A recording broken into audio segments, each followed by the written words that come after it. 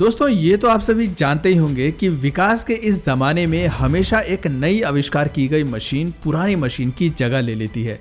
जैसे कि मोबाइल के आविष्कार ने लैंडलाइन टेलीफोन की जगह ले ली। लेकिन एक ऐसी मशीन जो अपने आविष्कार के बाद से लेकर आज तक चलन में है और उसे कोई भी दूसरी मशीन रिप्लेस नहीं कर पाई है, वो है ट्रैक्टर। एक ऐसी मशीन जिसने खेती बाड़ी के क्षेत्र में क्रांति ला दी। आखिर कब, कैसे और कहां हुआ इसका आविष्कार और दुनिया का सबसे पहला ट्रैक्टर कैसा दिखता था, जानेंगे सब कुछ अपनी आज के इस वीडियो में। इसलिए वीडियो के एंड तक जरूर बने रहिएगा। तो चलिए बिना किसी देरी के इस इंटरेस्टिंग वीडियो को स्टार्ट करते हैं। खेत की जुताई से लेकर फसल की थ्रेशिंग करना और फसल को गोदाम तक पहुंचाना आज सब कुछ ट्रैक्टर से होता है। लेकिन क्या आप जानते हैं आज हम जिस मॉडर्न ट्रैक्टर से ये सारा काम आसानी से कर पाते हैं, वो ट्रैक्टर अपने आविष्कार के वक्त बिल्कुल अलग दिखता था और उस टाइम ये एक अलग ही तरह के मैकेनिज्म पर काम भी करता था। पर समय बीतने के साथ साथ लोगों ने इसमें कई सुधार किए और फिर धीरे धीरे करके आज हम जिस मॉडर्न ट्रैक्टर को देखते हैं उसका रूप लोगों के सामने आया। तो चलिए दोस्तों अब डिटेल में जानते हैं दुनिया के सबसे पहले ट्रैक्टर के इतिहास के बारे में।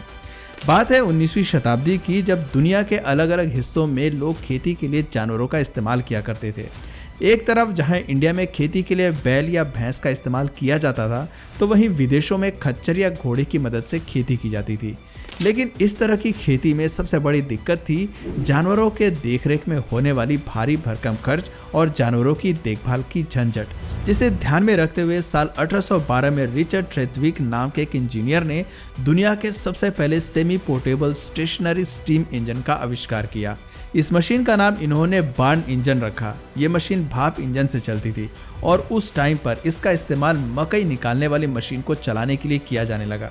लेकिन फिर जैसे जैसे समय बीतता गया, दुनिया के अलग अलग हिस्सों में रहने वाले आविष्कारकों ने इस मशीन में कई तरह के डेवलपमेंट किए और फिर एक समय ऐसा भी आया जब ब्रिटेन में रहने वाले मंस और गैरेट ने दुनिया का सबसे पहला भाप से चलने वाला ट्रैक्टर बना दिया, जिसका इस्तेमाल डायरेक्ट खेतों की जुताई के लिए किया जा सकता था। इस ट्रैक्टर का इस्तेमाल जोड़े में किया जाता था और इन्हें खेत के दोनों ओर एक तार केबल का इस्तेमाल करके हल को आगे पीछे खींचने के लिए किया जाता था। लेकिन इनके अंदर ये प्रॉब्लम थी कि ये इंग्लैंड के हैवी वेट सॉइल पर उतनी तेजी से काम नहीं कर पाते थे जितनी तेजी से घोड़े करते थे, जिस वजह से लोग खेतों की जुताई के लिए इनके बदले में घोड़ों का इस्तेमाल करना ज़्यादा किफ़ायती और फ़ायदेमंद समझते थे। लेकिन वहीं दूसरी तरफ यूनाइटेड स्टेट्स की मिट्टी इस ट्रैक्टर को चलाने के लिए ज़्यादा सही थी, इसीलिए यूनाइटेड स्टेट्स में इनसे खेतों की जुताई करना शुरू हो गई और इस तरह से यूनाइटेड स्टेट्स में इन स्टीम ट्रैक्टर्स का इस्तेमाल 20वीं शताब्दी में तब तक किया गया जब तक कि भरोसेमंद इंटरनल कंबस्शन इंजन का आविष्कार नहीं कर लिया गया। अब दोस्तों ये तो थी स्टीम से चलने वाले ट्रैक्टर की कहानी, लेकिन आज हम जिस ट्रैक्टर का इस्तेमाल करते हैं वो स्टीम से नहीं बल्कि फ्यूल से चलता है, जिसे सबसे पहले जॉन चार्टर ने बनाया था। साल 1889 में इल्यूनियस में रहने वाले जॉन चार्टर ने सिंगल सिलेंडर ऑटो इंजन्स को एक रमली स्टीम इंजन चेसिस के साथ कंबाइन करके पहला गैसोलीन से चलने वाला ट्रैक्टर बनाया। लेकिन वहीं दूसरी तरफ साल 1892 में यूनाइटेड स्टेट्स ऑफ लोआ में रहने वाले जॉन फ्रोलिच ने भी गैसोलीन से चलने वाला एक ट्रैक्टर बना लिया। हालांकि जॉन फ्रोलिच ने जो गैसोलीन ट्रैक्टर बनाया उसे बनाने का तरीका जॉन चार्टर से बिल्कुल अलग था, यानी कि जॉन फ्रोलिच ने जॉन चार्टर की नकल नहीं की थी।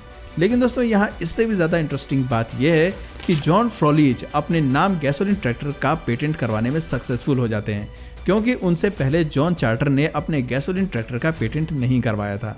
एंड यही वजह है, अगर आप आज गैसोलीन ट्रैक्टर के आविष्कारक का नाम सर्च करेंगे तो आपको ज़्यादातर जगहों पर जॉन फ्रोलिच का नाम ही देखने को मिलेगा, ना कि जॉन चार्टर का।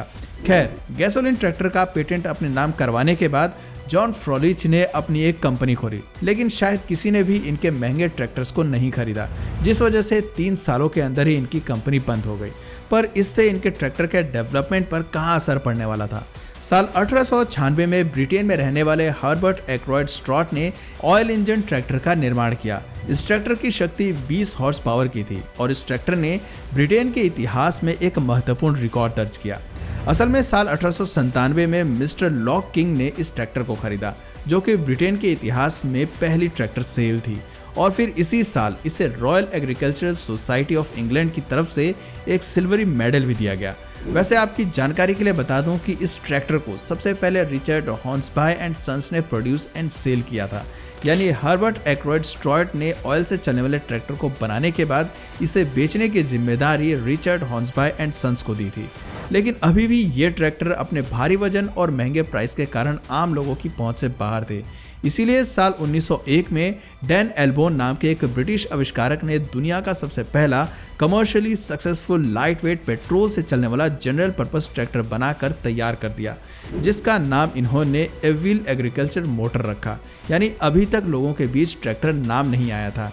लेकिन फिर बाद में जब American mechanical engineer plus inventor Charles Henry Parr ने अपने सिमिलर इन्वेंशन के लिए ट्रैक्टर शब्द का इस्तेमाल किया, तब जाकर लोगों के बीच ट्रैक्टर शब्द का इस्तेमाल होने लगा। वैसे बात अगर ए व्हील एग्रीकल्चरल मोटर की करें तो इसमें मॉडर्न ट्रैक्टर की तरह सॉलिड रबर टायर का एक फ्रंट व्हील और 2 रियर व्हील्स लगे हुए थे। इसके साथ ही इसके इंजन में वाटर कूलिंग की भी व्यवस्था थी, जो कि थर्मोसिफोन इफेक्ट पर बेस्ड थी। इसके अलावा इसमें एक फॉरवर्ड और एक रिवर्स गियर भी लगा हुआ था। एंड आपकी जानकारी के लिए बता दूं कि डैन एल्बोन के द्वारा बनाया गया ये ट्रैक्टर इतना बड़ा हिट था कि साल 1903 और 1904 में रॉयल एग्रीकल्चर शो के तरफ से इसे मेडल दिया गया था। और साथ ही उस टाइम पर ऐसे 500 ट्रैक्टर्स को बनाकर पूरी दुनिया भर में एक्सपोर्ट भी किया गया। दोस्तों, इससे आप अंदाजा लगा सकते हैं कि ए व्हील एग्रीकल्चर मोटर अपने वक्त पर कितना ज़्यादा सक्सेसफुल था। वही बात अगर अमेरिका के पहले सक्सेसफुल ट्रैक्टर की करें तो इसे साल 1903 में चार्ल्स वॉल्टर हार्ट और चार्ल्स हेनरी पार ने साथ मिलकर बनाया था। हाँ दोस्तों, चार्ल्स हेनरी पार वही आविष्कारक हैं जिन्होंने सबसे पहले ट्रैक्टर को ट्रैक्टर का नाम दिया था। एंड यहाँ आपकी जानकारी के लिए बता दूं कि ट्रैक्टर शब्द को एक लैटिन वर्ड ट्रैक्ट से बनाया गया है, जिसका मीनिंग होता है खींचना। अब हालांकि चार्ल्स वॉल्टर हार्ट और चार्ल्स हेनरी पार ने जो ट्रैक्टर बनाया था वो 2 सिलेंडर वाला होने के साथ साथ गैसोलीन से चलता था। लेकिन इसकी एक खास बात ये थी कि ये एक unique hit and miss firing cycle पर चलता था, जो कि बेल्ट पर 30 हॉर्स पावर और ड्रॉ बार 18 हॉर्स पावर की शक्ति को पैदा करता था।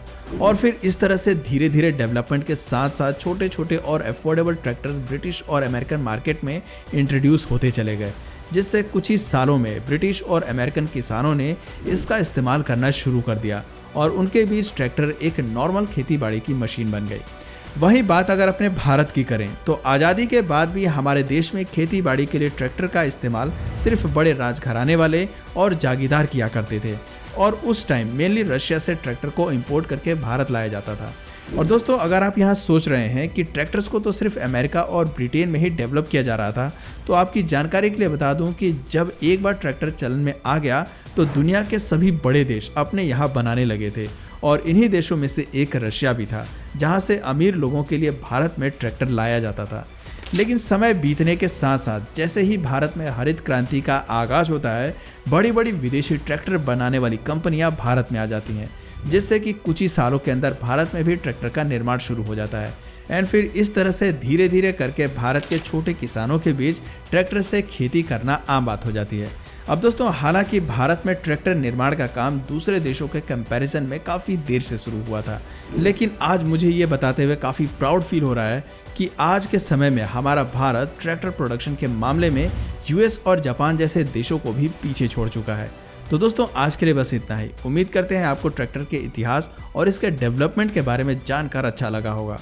नेक्स्ट टॉपिक किस चीज़ की हिस्ट्री पर चाहिए, नीचे कमेंट सेक्शन में अपनी राय ज़रूर बताइए। और अगर इस वीडियो से आपको कुछ नया जानने या सीखने को मिला या फिर इंटरेस्टिंग लगा तो प्लीज़ इस वीडियो को एक लाइक करके अपने फ्रेंड्स और फैमिली में से ज़रूर शेयर करें। और यदि आप इस चैनल पर नए हैं तो प्लीज़ इस चैनल को सब्सक्राइब करके बेल नोटिफिकेशन आइकन को ऑन कर लीजिए, ताकि हमारे आने वाले वीडियोज़ आप मिस ना करें। मिलते हैं फिर किसी वीडियो में नए टॉपिक के साथ, तब तक के लिए नमस्कार।